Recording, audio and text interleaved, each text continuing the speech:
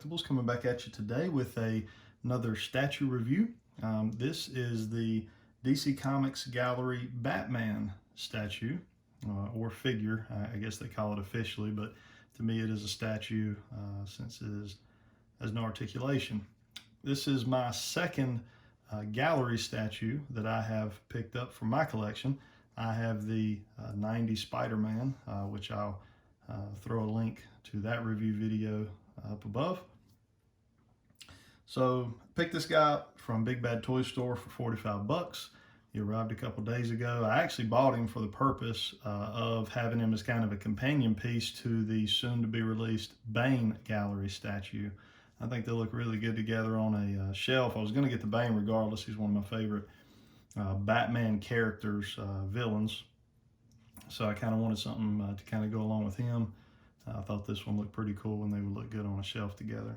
So let's take a quick look at the box. We got obviously a large window here that we can see Batman pretty good in there. Got the nice classic Batman logo here.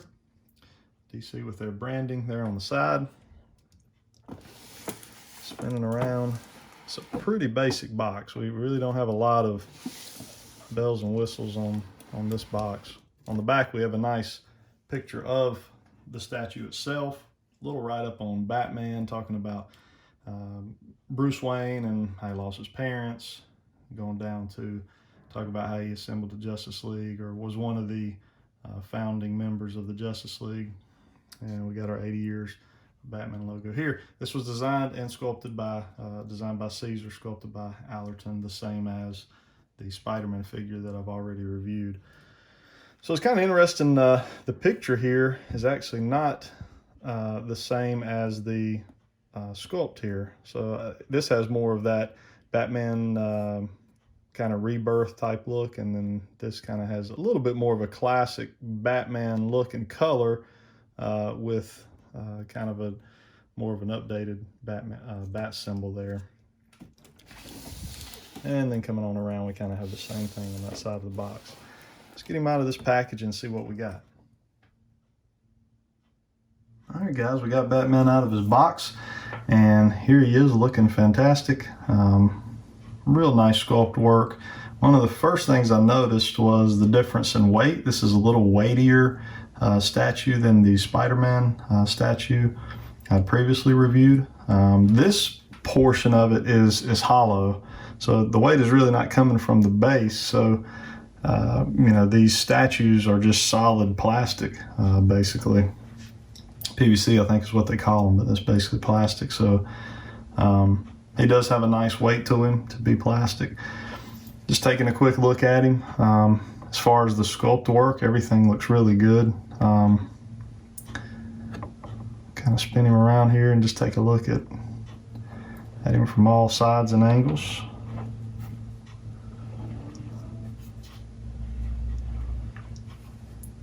It's got nice paint wash on the gargoyle and the rooftop here that he's getting ready to jump off of. As far as the paint work, DC did a pretty good job. I don't really have any issues as far as paint bleeding from areas into other areas. So it looks pretty good. We'll get him here and take a closer look at his face.